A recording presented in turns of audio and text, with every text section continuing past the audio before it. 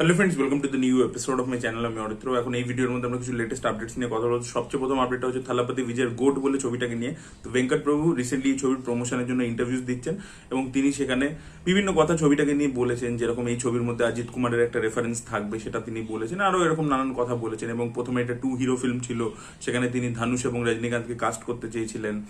শিবকার্তিকেয়কে নিয়ে তিনার একটা ছবি করার কথা ছিল, সেই সব নানান জিনিস বলেছেন।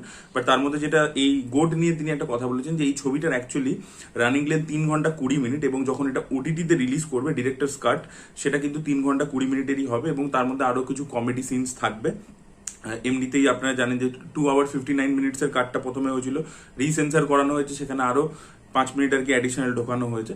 তো সেইটা আর কি তিনি বলেছেন যে যেহেতু ছবিটা খুব কানেক্টেড এবং প্রচন্ড রেসি স্ক্রিন প্লে, তো তিনি কিছু কাটতে পারেননি, একটার সাথে একটা যেহেতু কানেক্টেড আছে। আচ্ছা, এছাড়া তিনি যে ইয়াং বিজয়ের যে ক্যারেক্টারটা রয়েছে, যেটাকে ডিএচ করে তৈরি করা হয়েছে সেই ক্যারেক্টারটা নাকি এই ছবির হাইলাইট হতে চলেছেন, তার এরকম বক্তব্য। বা অন্য যে বিজয়, এজেড যে বিজয়, তার ক্যারেক্টারটা নর্মাল একটা ক্যারেক্টার হবে, যেরকম ভাবে আমরা বিজয়কে দেখি। বাট অন্য যে ক্যারেক্টারটা আছে তার মধ্যে নাকি এস.জে. সূর্যার কিছু শেডস থাকতে চলেছে। এস.জে. সূর্যা যেরকম লাউড একটা পারফরমেন্স করে, যেটা আমরা মানাডুতে দেখেছি, সেই টাইপের একটা পারফরমেন্স কিন্তু মানে বিজয় এই ছবিতে ওই ইয়াং বিজয়ের ক্যারেক্টারটা দিতে চলেছে এবং সেটা নাকি লোকের খুব পছন্দ হবে, এরকমই তিনি দাবি করছেন। দেখা যাক সেটা কতটা সত্যি হয়। পরবর্তী আপডেটটা হচ্ছে টাইগার শ্রফকে কেন্দ্র করে। তো টাইগার শ্রফের একের পর এক ছবি শেলফ হয়ে যাচ্ছে। টাইগার শ্রফের যে কস্টিং, মানে যতটা ফিস সে ডিমান্ড করে, তার ছবি সেই লেভেলে কালেকশন দিতে পারছে না, পরপর ছবি ফ্লপ হচ্ছে। এই জন্য তার হিরো নাম্বার 1 বলে আরো একটা ছবি, যেটা জাগান শক্তির সাথে তার করার কথা ছিল, সেই ছবিটাও শেলফ হয়ে গেল। এর আগে র্যাম্বোস শেলফ হয়ে গেছিল। তার আগে স্ক্রু ডিলা বলে ছবিটা, যেটা রশ্মিকার সাথে করার কথা ছিল ধর্মা প্রোডাকশনের ব্যানারে, সেই ছবিটাও শেলফ হয়ে গেছিল। এবার দেখা যাক, বাগি 4 একমাত্র তার হাতে রয়েছে, যেটাও একটা বড় ছবি। আগেন সেটা একটা অ্যাকশন বেসড ছবি, ফ্র্যাঞ্চাইজ ছবি। তো সেই ছবিটা দিয়ে কোথাও গিয়ে টাইগার শ্রফ কাম ব্যাক করতে পারে কিনা, সেটাই দেখার মতো বিষয় হবে। তার কিন্তু ফিস বলুন বা অন্টারাজ কস্ট বলুন, এগুলো কিন্তু প্রচন্ড বেশি। তো এগুলোকে কিন্তু তাকে কমাতে হবে, নাহলে কিন্তু প্রডিউসার্সরা তার সাথে সেইভাবে কাজ করবে না।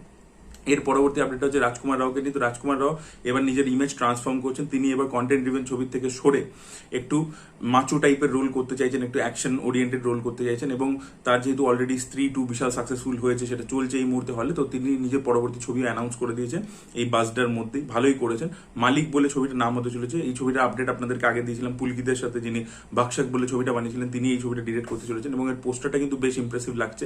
জিপের ওপর রাজকুমার রাও AK-47 নিয়ে দাঁড়িয়ে রয়েছে, হোয়াইট ড্রেস পরে আছে এবং সামনে তো মানে গ্যাংস্টার হতে চলেছে আর কি। দেখা যাক কিরকম প্লে করে। সে অভিনেতা খুবই ভালো, পুল অফ করে দেবে সেটা।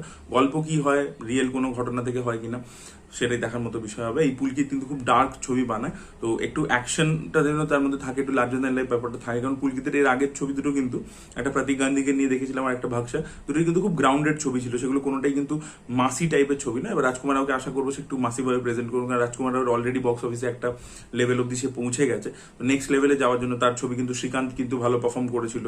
তারপরে এই ছবিটা তো খুবই এক্সট্রাঅর্ডিনারি পারফর্ম করেছে স্ত্রী 2, সেটা যাই হোক, যে কারণেই হোক।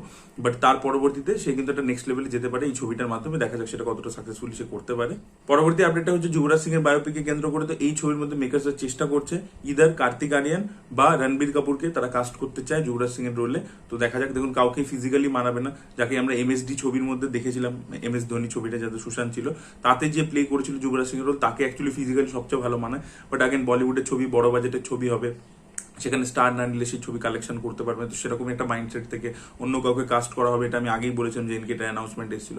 দেখা যাক। এটা রণবীর কাপুর তো খুবই ভালো অভিনেতা, আর কার্তিক আরিয়ানেরও এখন একটা ফ্যান ফলোয়িং আছে, তাই জন্য আর কি তার ইয়ে হবে। বাট আমার মনে হয় কার্তিকের থেকে রণবীরকে বেশি ভালো মানাবে আমার। পরবর্তী আমরা কথা বলবো হচ্ছে বাবলি এবং পদাতিকের সেকেন্ড উইকের মাল্টিপ্লেক্স কালেকশন নিয়ে। এখানে কিন্তু সিঙ্গেল স্ক্রিন বা লোকাল মাল্টিপ্লেক্সেস ইনভলভ নেই, খালি টপ 3 ন্যাশনাল চেঞ্জ রয়েছে। তো পদাতিক নিজের সেকেন্ড উইকে 2 লাখ টাকা মতো কালেকশন করেছে এবং টোটাল তার কালেকশন হচ্ছে 8 লাখ টাকা মতো মাল্টিপ্লেক্স থেকে অ্যাপ্রক্সিমেটলি টোটাল কালেকশন হয়েছে। আর এছাড়া বাবলির ক্ষেত্রে যদি বলি, বাবলি নিজের সেকেন্ড উইকে 7 লক্ষ টাকা কালেকশন করেছে টপ 3 ন্যাশনাল প্লেক্স থেকে এবং টোটাল তার কালেকশন দাঁড়িয়েছে 25 লক্ষ টাকা। এটা আগেন আমি বলে দিলাম, সিঙ্গেল স্ক্রিন এবং লোকাল মাল্টিপ্লেক্স ইনভলভ নেই। বাবলি কিন্তু এছাড়াও নন্দন বলুন, স্টার বলুন, এই ধরনের জায়গাতে কিন্তু ভালো পারফর্ম করেছে। চরকি এবং হইচই দুটো প্ল্যাটফর্মেই তুফান একসাথে আসতে চলেছে। শাকিব খানের তুফান ফাইনালি চরকি এবং হইচই দুটোতেই আসবে। ওয়ার্ল্ড মানে প্রিমিয়ার হবে আর কি, স্ট্রিমিং হবে। তো সেটা কবে, ডেটটা এখনো তারা জানায়নি, বাট তারা পোস্টার দিয়ে আর কি জানিয়ে দিয়েছে যে খুব শীঘ্রই এটা স্ট্রিম হতে চলেছে। মাইট বি হয়তো দুর্গাপুজোর সময় আসতে পারে। এবার একই দিনকে দুটো OTT-তে আসে নাকি ডিফারেন্ট ডেতে আসে, সেটাই দেখার মতো বিষয় হবে। আপডেট হচ্ছে কঙ্গনা রানাওয়াতের এমার্জেন্সি বলে ছবিটাকে নিয়ে। তো এই ছবিটা হয়তো পোস্টপন্ড হতে পারে, এই শুক্রবার রিলিজ হওয়ার কথা আছে, বাট পোস্টপন্ড হয়ে যেতে পারে, কারণ সিবিএফসি এখনো ছবিটাকে কিন্তু ক্লিয়ারেন্স দেয়নি এবং ছবিটার উপর মাল্টিপল আর কি অ্যালিগেশন আসছে, কোর্ট কেসেস হচ্ছে যে ছবির মধ্যে শিখদের পোর্ট্রেল ঠিকঠাক হয়নি, তো তাই জন্য ছবিটা মাইট বি পোস্টপন্ড হয়ে যেতে পারে। দেখা যাক, সেটারই পসিবিলিটি দেখা যাচ্ছে। পরবর্তী আপডেটটা হচ্ছে সিদ্ধার্থ মালহোত্রাকে কেন্দ্র করে তিনি একটা অ্যাকশন বেসড ছবি করছিলেন মিট্টি বলে, তো সেই ছবির ডিরেক্টরের সাথে তার কিছু বচসা হয়, ক্রিয়েটিভ ডিফারেন্সেস হয়, তাই জন্য তিনি এই ছবি থেকে সরে দাঁড়িয়েছেন। তো মিট্টি ছবিটা এবার দেখা যাক অন্য কোনো হিরোকে নিয়ে হয় নাকি আলটিমেটলি শেলফ হয়ে যায়। আপডেট হচ্ছে পৃথ্বীরাজ সুকুমারনের ছবি ইম্পুরামকে কেন্দ্র করে, মানে এই ছবিটা পৃথ্বীরাজ সুকুমারন ডিরেক্ট করেন, নিজে ক্যামিও করেন, বাট ছবির লিড হচ্ছে মোহনলাল। তো শোনা যাচ্ছে এই ছবির মধ্যে ইম্পুরামের মধ্যে আমরা ম্যামোটিকেও দেখতে পেতে চলেছি, তো মোহনলাল এবং ম্যামোটি একসাথে স্ক্রিন শেয়ার করতে পারেন এই ছবির মধ্যে। ইয়েস, এরকমই হতে চলেছে। পরবর্তী আপডেটটা হচ্ছে লোকেশ কানাগরাজের কুলি বলে ছবিটাকে নিয়ে। তো এই ছবিতে সত্যরাজ থাকতে চলেছেন, এটা আগেই তো আমরা জেনে গেছিলাম। এবার তার ক্যারেক্টারটার নাম কি হতে চলেছে সেটা আমরা দেখতে পেয়ে গেছি, এটা পোস্টারের সময় রিলিজ করে দিয়েছে মেকার্সরা। রাজা শেখর নাম হতে চলেছে ক্যারেক্টারটা।